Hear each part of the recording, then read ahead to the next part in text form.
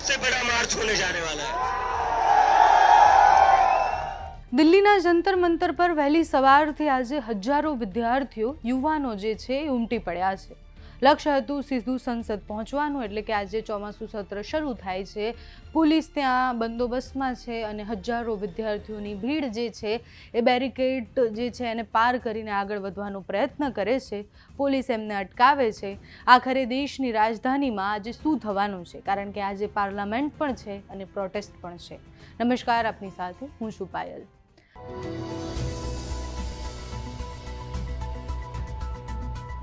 દિલ્હીમાં આજે સંસદના ચોમાસા સત્રનો પહેલો દિવસ છે. રાજકીય ગરમાવો જે સંસદની અંદર હશે એનાથી ક્યાંય વધારે સંસદની બહાર દેખાઈ રહ્યો છે. CJP એટલે કે કોકરોચ જનતા પાર્ટી જે છે એના બેનર હેઠળ વિદ્યાર્થીઓ અને આંદોલનકારીઓ જેટલા પણ છે જંતર મંતરથી સંસદ તરફ ચાલી નીકળ્યા છે. ચાલો સંસદ માર્ચનું જે એલાન કરવામાં આવ્યું હતું, આંદોલનનો મુખ્ય હેતુ એ જ હતો કે નીટ સહિતની પરીક્ષાઓમાં જે ગેરરીતિ થઈ છે, પેપર લીક થયા છે, એની જવાબદેહી નક્કી થાય, ધર્મેન્દ્ર પ્રધાન રાજીનામું આપે.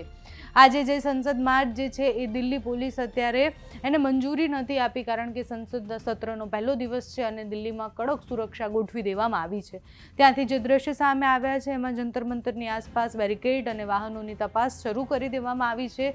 મોટી સંખ્યામાં દિલ્હી પોલીસ તથા RAFના જવાનો જે છે તૈનાત કરી દેવામાં આવ્યા છે. પ્રદર્શનકારીઓ બેરિકેડ પાર કરી અને આગળ વધવાનો પ્રયાસ કરે છે. પોલીસ સાથે ધક્કામુક્કીના દ્રશ્ય પણ સામે આવે છે અને અનેક લોકોને સ્થળ પર જ રોકી દેવામાં આવે છે. સ્થિતિ ધીરે ધીરે વધારે ગરમાવામાં એટલે આવી રહી છે કારણ કે છેલ્લા કેટલાય દિવસથી 22-23 દિવસથી આજે આંદોલનની શરૂઆત થઈ. એના કેન્દ્રમાં સોનમ વાંગચુક હતા. સોનમ વાંગચુકની ભૂખ હડતાલ હતી. સોનમ વાંગચુકની તબિયત બગડતા એમને હોસ્પિટલ ખસેડવામાં આવ્યા. ત્યાં એમણે કોઈ પણ દવા લેવાની ના પાડી. સોનમ વાંગચુકે એલાન કર્યું હતું કે ચલો સંસદ જે માર્ચ જે છે એનું આપણે આયોજન કરીશું. એની પહેલાં જ એમને હોસ્પિટલ લઈ જવામાં આવ્યા. આજે જેટલા પણ સમર્થકો છે એ બધા જ લોકો શાંતિપૂર્ણ માર્ચ કરવા માટે દિલ્હી પહોંચી ગયા છે. દેશભરમાંથી વિદ્યાર્થીઓ ત્યાં પહોંચ્યા છે. ગઈકાલે રાતના પણ એમાં વિડીયો સામે આવ્યા હતા કે જેટલા પણ વિદ્યાર્થીઓ છે એ ત્યાં રસ્તાઓ ઉપર સૂતા છે, કારણ કે અલગ અલગ જગ્યાએથી આવ્યા છે ને એમની પાસે સૂવા માટે બીજી કોઈ વ્યવસ્થા ન હોય ને એટલે જ એ ફૂટપાથ પર સૂતા હોય એવા દ્રશ્ય આવ્યા હતા. બીજી તરફ CJPનું કહેવું છે કે સરકાર સાથે વાતચીત માટે તેઓ તૈયાર થાય. હજુ સુધી કોઈ પણ અંતિમ નિર્ણય આવ્યો નથી, એટલે આટલા દિવસથી આંદોલન ચાલે છે તો સરકાર વાતચીત કેમ નથી કરી રહી? પોલીસ જે છે એને સુરક્ષા માટે હોવું જોઈતું હતું, પરંતુ પ્રદર્શનકારીઓને રોકવામાં કેમ આવે છે એ વાત પણ CJP દ્વારા કરવામાં આવી છે. આજનો દિવસ એ દિલ્હી માટે ખૂબ ખાસ રહેવાનો છે, કારણ કે આજનો દિવસ એ સંસદની અંદર જેટલો ગરમાવો હશે એનાથી વધારે સંસદની બહાર દેખાઈ રહ્યો છે. સૌની નજર એ સરકાર અને આંદોલનકારીઓ વચ્ચેની વાતચીતનો રસ્તો નીકળે છે કે કેમ એના ઉપર છે.